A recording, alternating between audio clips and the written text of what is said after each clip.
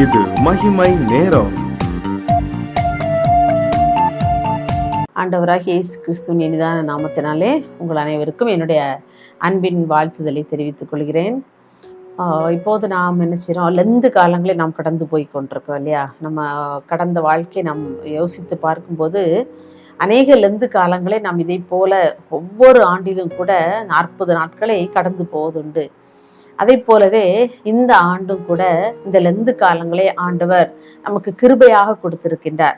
என்னென்று சொன்னால், இந்த மரம் இந்த வருஷமும் இருக்கட்டும் அப்படிங்கிற ஒரு சிந்தனையோடு ஆண்டவர் நம்மையும் கூட இதனுடைய பிள்ளையாகி இவர்கள் இந்த ஆண்டும் இந்த உலகத்திலே வாழ்ந்து விடட்டும் என்று சொல்லி நம்மையும் கூட ஆண்டவர் இந்த உலகத்திலே வைத்திருக்கிறார். இந்த ஒரு லெந்து காலங்களை கூட நாம் கடந்து போகும்படியான ஒரு கிருபைகளை ஆண்டவர் நமக்கு தந்திருக்கின்றார். எத்தனையோ பேர் இந்த ஆண்டினை நம்மோடு ஆரம்பித்தவர்கள் இன்றைக்கு இந்த லெந்து காலங்களிலே அவருடைய பாடு, மரணம், சிலுவைகளை பற்றி தியானிப்பதற்கு அவர்கள் இல்லை. ஆனால் ஆண்டவர் நமக்கு கிருபையாக இந்த லெந்து நாட்களை காணும்படியாக, அவருடைய சிலுவை பாடுகளை நாம் தியானிக்கும்படியான ஒரு கிருபைகளை ஆண்டவர் நமக்கு தந்திருக்கின்றார். ஆகவே நாம் இந்த காலங்களை நாம் பயன்படுத்தி கொள்வோம். இந்த காலங்களிலே நாம் முதலாவதாக அந்த சிலுவையை குறித்து நாம் அடிக்கடி அநேக செய்திகள் நாம் கேட்டிருப்போம் இல்லையா. அந்த சிலுவையை குறித்து தான், அந்த சிலுவையின் மேன்மைகள் அந்த தலைப்பிலே இந்த வாரம் முழுவதுமாக நாம் ஒரு சில காரியங்களை நாம் சிந்திக்க இருக்கின்றோம். இந்த வாரத்தின் இந்த முதல் நாளிலே சிலுவையின் மேன்மை என்ன, சிலுவையின் மூலம் நமக்கு என்ன கிடைக்கின்றது, சிலுவை நமக்கு எதை தருகிறது என்று சொல்லி நாம் தியானிப்போம். இந்த முதல் நாளிலே சிலுவையின் மூலமாக நமக்கு சமாதானம் நமக்கு கிடைக்கின்றது. எபேசியர் 2ஆம் அதிகாரம் 14, 15 இவ்வாறு சொல்கிறது: அவரே நம்முடைய சமாதான காரணராகி இரு திறத்தாரையும் ஒன்றாக்கி ஒரே புதிய மனுஷனாக சிருஷ்டித்து இப்படி சமாதானம் பண்ணினார் என்று சொல்லி நாம் வேதத்திலே வாசிக்கின்றோம். இயேசுவின் சிலுவை பாடுகளினால் மட்டும்தான் நமக்கு சமாதானம் கிடைச்சிருக்குமா? நம்ம யோசிச்சு பார்ப்போம். அவருடைய இருதரத்தாரையும் ஒன்றாக்கி நம்மை சமாதானம் பண்ணினார் என்று சொல்லி வேதம் சொல்லுது. உண்மைதான், வேத வாக்கியங்கள் பொய்யே அல்ல. ஆனாலும் கூட அவர் பிறக்கும் போதே நாம் யோசித்து பார்ப்போம் என்று சொன்னால், தூதர்கள் வந்து பாடுகிறார்கள் இல்லையா, உன்னதத்தில் இருக்கிற தேவனுக்கு மகிமையும் பூமியிலே சமாதானமும். அப்போ அவர் பிறக்கிறதிலிருந்து, ஆரம்பத்திலிருந்தே அந்த சமாதானம் நமக்குள் ஆண்டவர் வைத்து விட்டார். அவர் அந்த மகிமை அவர் தேவதூர்கள் அப்படி பாடுகிறார்கள். அப்படின்னா அவர் பிறக்கும் போதே அந்த தேவ சமாதானம் அந்த நமக்கு அறிவிக்கப்படுகிறது. இன்னும் நம்ம சொல்லும் போது பார்த்தா, அவருடைய பெயரை, அவருடைய நாமத்தை சொல்லும் போது நாம் ஏசாயாவிலே வாசிக்கின்றோம். அவருடைய நாமம், நிறைய நாமம் சொல்லப்படுது. அதில் ஒன்று சமாதான பிரபு என்று சொல்லி. பாருங்க, அவர் பிறப்பதற்கு முன்னமே ஏசாயா தீர்க்கதரிசி அவருடைய நாமத்தை குறித்து அவர் சமாதான பிரபு என்று சொல்லுகிறார். அவர் பிறந்த பிற்பாடு தேவதூதர்கள் பாடுகிறார்கள் பூமியிலே சமாதானம் என்று சொல்லி. பாருங்க, இன்னும் அப்படி ஆண்டவர் வளர்ந்து கொண்டே வருகிறார். அவர் ஒரு 30 வயது ஆகும்போது ஒரு ஊழியத்திலே இறங்கும் போது நாம் யோவான் 14ஆம் அதிகாரத்திலே வாசிக்கிறோம். 14ஆம் அதிகாரம் மற்றும் 27ஆம் அதிகாரங்களாம் வாசிக்கும் போது ஆண்டவர் சொல்கிறார், சமாதானத்தை உங்களுக்கு வைத்து போகிறேன்.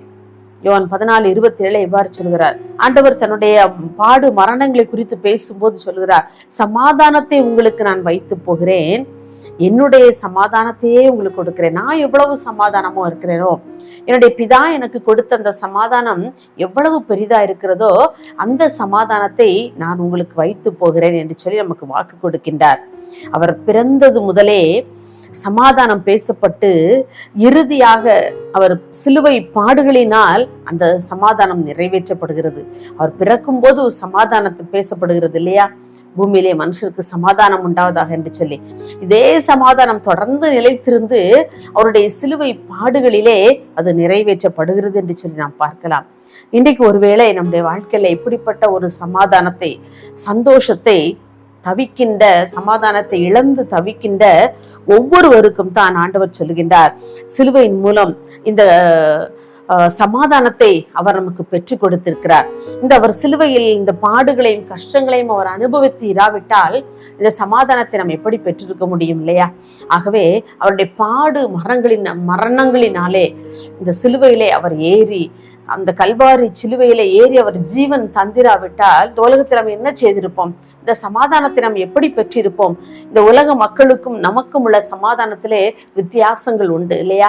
உலக மக்கள் சமாதானத்தை எப்படி பெற்றுக்கொள்கிறார்கள்? ஒரு சில மணி நேரங்கள், ஏதோ ஒரு பொழுதுபோக்கிற்காக ஒரு சினிமாவோ ஒரு நாடகமோ தொலைக்காட்சியில ஏதோ ஒரு காட்சிகளை, வாலிப பிள்ளைகள் மொபைல்ல ஏதோ ஒன்றை பார்த்து தன்னுடைய கவலைகளை கொஞ்ச நேரம் ஆனா மறக்கலாம். ஆனா அந்த சமாதானம் அவங்களுக்கு எப்படி இருக்காது? நிரந்தரமாக இருக்காது. ஆனால் நம் ஏசப்பா கூறுகின்ற சமாதானம் அப்படிப்பட்ட சமாதானம் அல்ல, அரைகுறை சமாதானம் அல்ல, அல்லது ஒரு சில நாட்களுக்கு அந்த சமாதானம் அல்ல, ஒரு சில மணித்துளிகளுக்கும் அந்த சமாதானம் அல்ல, நிரந்தரமான ஒரு சமாதானத்தை பற்றி அவர் கூறுகின்றார். நான் பகையாக நின்ற எல்லா காரியங்களையும் ஒழித்து நான் சிலுவையிலே சமாதானம் பண்ணுகிறேன் என்று சொல்லி ஆண்டவர் சொல்கின்றார்.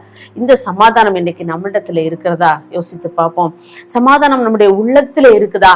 ஆண்டவர் அன்றைக்கு 2000 ஆண்டுக்கு முன்பாக அவர் சிலுவையிலே நமக்கு சமாதானத்தை சம்பாதித்து கொடுத்திருக்கின்றாரே, இந்த சமாதானம் இன்றைக்கு என்னுடைய உள்ளத்தில் இருக்கிறதா? என்னுடைய குடும்பத்தில் இருக்கிறதா?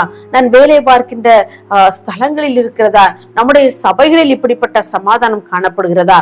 நம்மை நாமே ஆராய்ந்து பார்ப்போம். அப்படி இல்லை என்று சொன்னால் நாம் அவரிடம் முழுமையாக நம்மை ஒப்படைப்போம். ஆண்டவரே, இந்த லெந்து காலங்களிலே நீர் எங்களுக்கு சிலுவையிலே சம்பாதித்து கொடுத்த அந்த சமாதானத்தை இப்போது நாங்கள் பெற்றிருக்கிறேனா? நான் பெற்றிருக்கிறேனா? நாங்கள் எங்களுடைய குடும்பம் பெற்றிருக்கிறோமா? அல்லது எங்கள் திருச்சபைகள் இப்படிப்பட்ட சமாதான வாழ்க்கையிலே வாழ்கிறதா? நீ சபைகளுக்காக நீ கல்வாரி சிலுவையிலே ஏறி உடைய ரத்தத்தை சிந்தினீரே, அந்த சிலுவையிலே பட்ட அந்த பாடு மரணங்களினாலே இன்றைக்கு திருச்சபைகள் சமாதானத்தோடு வாழுமே என்று சொன்னால் திருச்சபைகளிலே எந்த ஒரு பிரச்சனையும் வருவதற்கு இடமே இல்லை. ஆனால் இன்றைக்கு நம்ம திருச்சபைகளிலே காணப்படுகிற எத்தனை சமாதான குறைச்சல்கள், இதையெல்லாம் நாம் யோசித்தவர்களாக இந்த லெந்து நாட்களிலே நாம் ஆண்டவருடைய சமூகத்திலே நம்மையே ஒப்படைப்போம். ஆண்டவரை அந்த கல்வாரி சிலுவையிலே அவருடைய பாடு மரணங்களை பட்ட வியாகுலங்களை நாம் சிந்திப்போமானால் நம்முடைய உள்ளத்திலே அந்த சமாதானம் ஒரு பிரவாகித்து ஒரு நதியை போல ஓடும். எப்போது அந்த சமாதானத்தை நாம் பெற்றுக்கொள்ளும் தெரியுமா? அந்த கல்வாரி சிலுவையிலே அவர் அனுபவித்த பாடுகளை, வேதனைகளை, கஷ்டங்களை நாம் ஒவ்வொன்றாக ஒவ்வொரு அணுவாக நாம் அவற்றை தியானிக்கும் பொழுது நிச்சயமாக அந்த தெய்வீக சமாதானம் நம்முடைய உள்ளத்திலே புரண்டு ஓடும் என்று சொல்லி நாம் பார்க்கலாம். அப்படிப்பட்ட கிருபை நாம் தரும்படி ஒரு நிமிடம் ஆண்டவருடைய சமூகத்திலே ஜெபிப்போம். மகா இரக்கமும் கிருபை நிறைந்த அன்புலே சாமி, இந்த அருமையான நல்ல வாரத்தின் முதல் நாளுக்காக உமக்கு நன்றி செலுத்துறோம்ப்பா. ஆண்டவரே, இந்த காலை வேளையிலுமா கூட உடைய சிலுவையின் மூலமாக ஆண்டவரே நாங்கள் சமாதானத்தை பெற்றுக்கொண்ட பிள்ளைகளாய் நாங்கள் வாழ கர்த்தர்களுக்கு உதவி செய்திருக்கிறப்பா. நாங்கள் பெற்ற இந்த சமாதானத்தை ஒவ்வொருவரும் பெற்றுக்கொள்ளும்படியான கிருபையை கர்த்தர் தந்து வழி நடத்துங்க.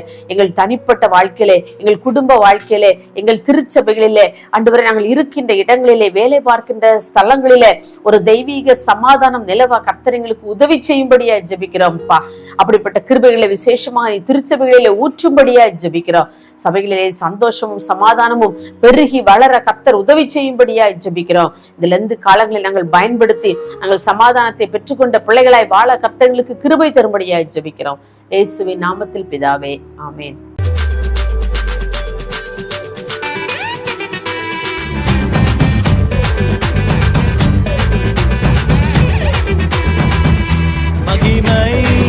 மகிமை